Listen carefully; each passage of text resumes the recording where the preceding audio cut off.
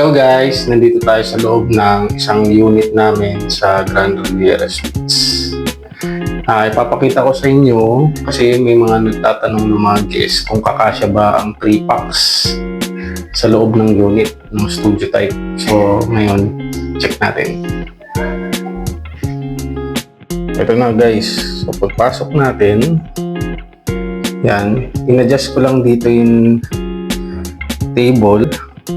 So ayan, inayos ko na, sinet up ko na siya.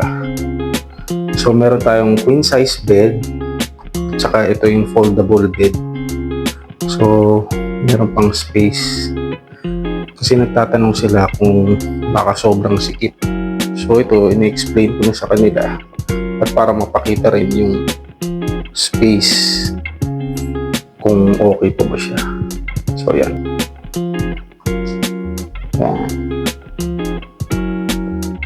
Yan o, in-adjust ko pa nga yan eh. Medyo gitna na siya. Tapos, may space pa dito sa ref.